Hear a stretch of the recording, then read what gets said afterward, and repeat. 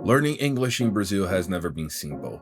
Public schools do what they can, and private ones often make big promises. English courses are everywhere, but many feel more like businesses than places to really learn. Not all of them, of course, but yeah, a lot. And even with all these options, most people still struggle to speak the language. In fact, very few Brazilians speak a second language at all, especially English, the most widely spoken language in the world when you count both native and non-native speakers. So, how did we get here? To find that answer, we need to look back and see how language has shaped Brazil from the very beginning.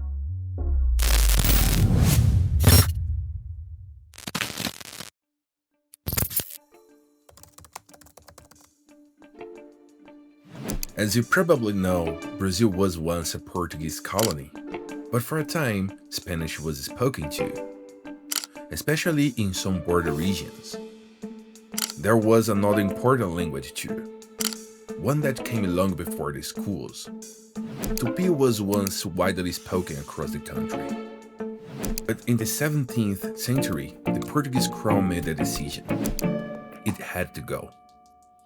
The Marquis of Pombal led the effort pushing Portuguese as the unacceptable language, especially in classrooms and government offices.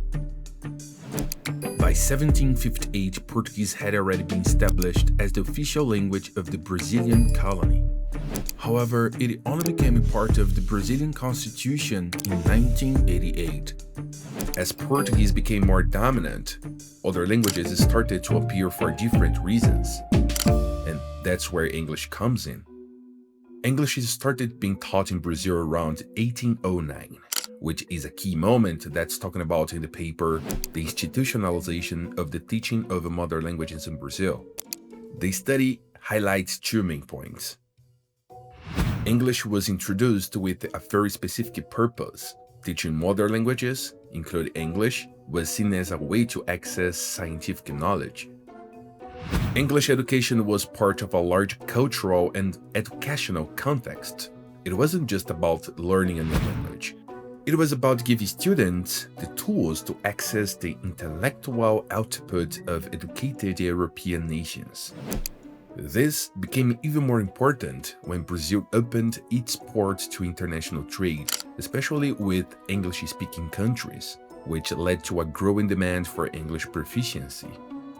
So, it's fair to say that to really learn a language, you need a clear purpose, and culture plays a big role in making the language easier to understand. But then what went wrong? If English education started over 200 years ago, why is the number of fluent speakers in the country still so low?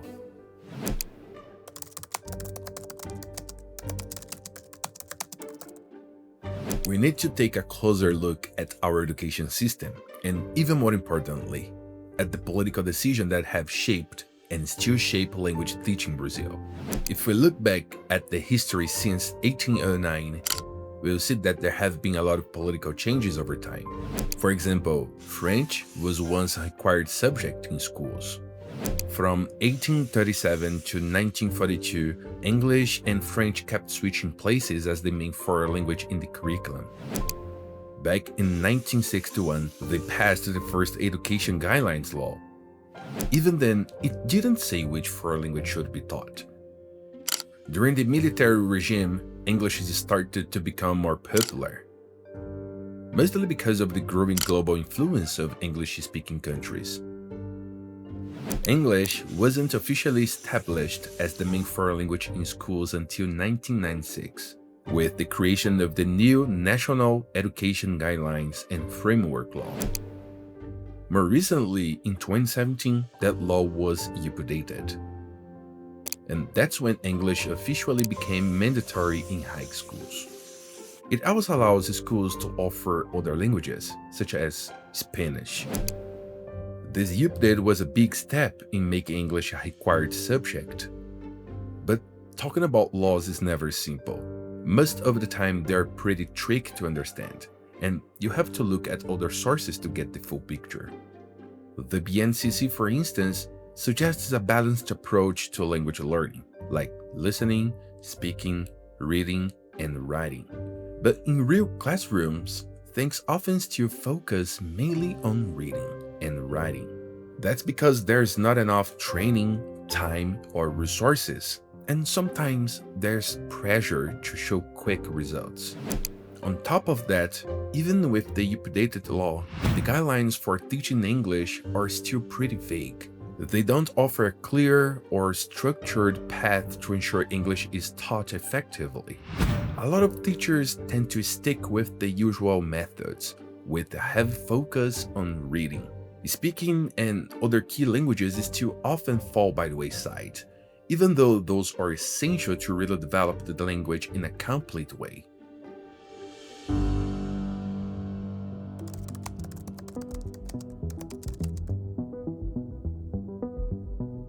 The reason so few people speak English in Brazil has less to do with how we learn and more to do with how the system is built. In other countries, the approach is different and honestly a lot more effective. They don't wait until high school to bring in the language. They start much earlier, using English to teach regular school subjects like science, math, and even history. And it all begins in primary school. In parts of Asia and Africa, many of them former British colonies, English isn't the main language today, but it's still part of the school system. And that approach, it's helped students learn English more consistently, starting from a young age. Here in Brazil, the way we teach is still pretty limited. Disconnected and not all that effective. Most of the time, the focus stays on reading and writing, especially memorized verbs. There's no real back and forth, no real conversation happening. And a big part of that, men teachers aren't properly trained, and they're often working without the tools or support they need. When it comes to private English schools, that's a whole different story. Most of them do follow a structure, but it's set by the brand, not by a national standard. Each one decides the method and how to teach it. Because of that, a lot of the certificates they offer don't carry much academic weight. You might get a certificate, but remember, only official exams like the TOEFL, FCE, or IELTS are truly recognized around the world. That said, some students do walk away from these courses with a solid grasp of the language, especially when they take their learning seriously and go beyond what the course provides. But to be honest, most of these programs, including many of the ones popping up online, seem more focused on the business than the actual education. And the big selling point? You'll be fluent in just a few months.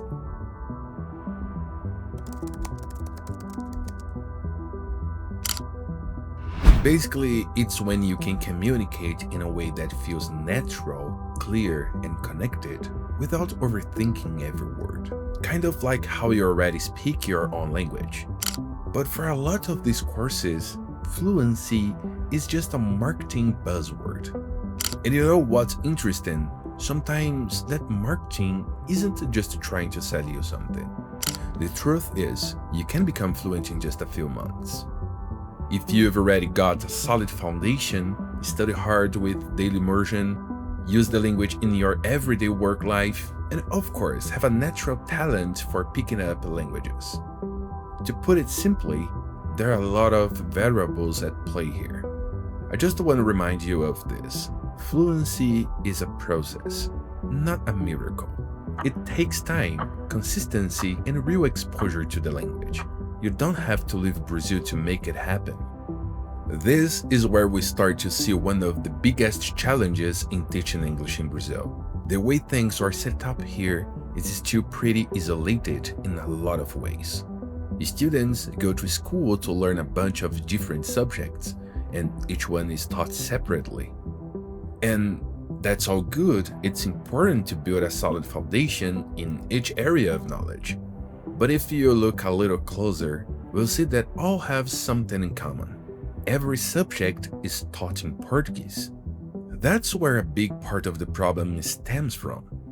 At this point, you might be thinking, But I live in Brazil, we speak Portuguese here, so obviously all subjects are taught in Portuguese, right? Yeah, that makes sense, but it also puts us in a bind.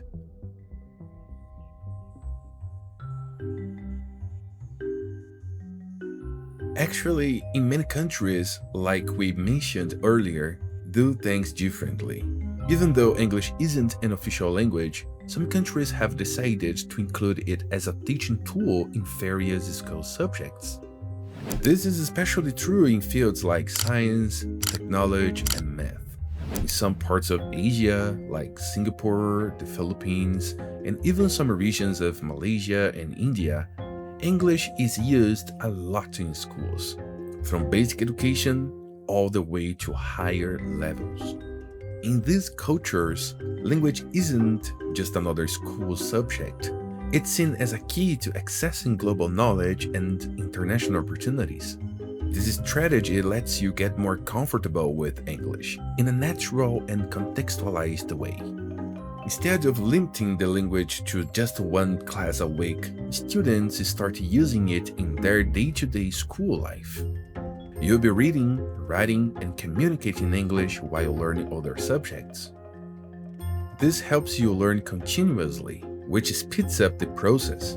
It makes English useful in a real-life situation. And just to be clear, using English as a medium of instruction in some subjects doesn't mean give up or replacing the native language. Actually, countries that follow this model still value and teach their official language just as strongly. The goal is to make sure students become bilingual. They're able to communicate in both their local language and English.